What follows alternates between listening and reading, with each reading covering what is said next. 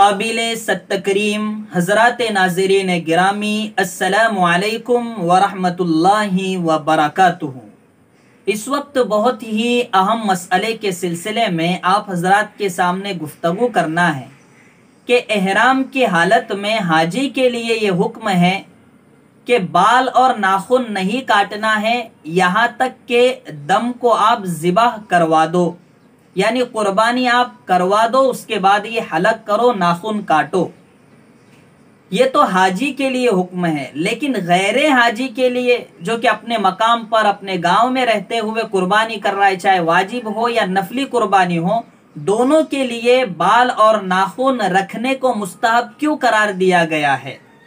चूंकि ये हुक्म तो असल हाजियों के लिए है, तो यहाँ क्यों मुस्तहब करार दिया जा रहा है? चूंकि यहाँ हुक्म वाजिब नहीं है जैसा कि हाजियों के लिए। यहाँ अगर कोई काट लेता है 10 दिन के अंदर भी तो कोई गुनाह उसको होने वाला नहीं है। लेकिन मुस्तहब भी क्यों करार दिया गया, इसमें हिकमत क्या है?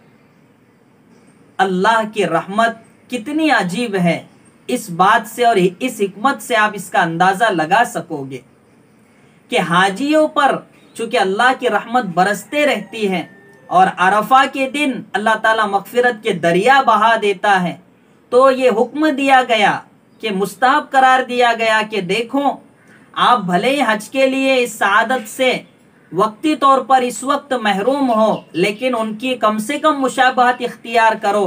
क्या पता, जैसे कि किसी शायर ने कहा कि तेरे महबूब की यारब शबाहत लेके आया हूँ, तेरे महबूब की यारब शबाहत लेके आया हूँ, हकीकत इसको तू कर दे, मैं सूरत लेके आया हूँ।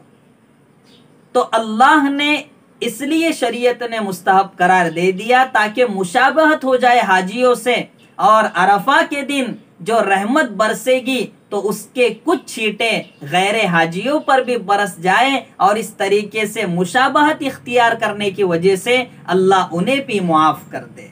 सुभान अल्लाह, क्या इस्लाम है, क्या शरीयत है कि जरूरी नहीं है और अगर रख लिए तो फिर रहमत भी मिलेगी। सुभान अल्लाह, इसे कहते हैं दोनों हाथ में लड्डू है।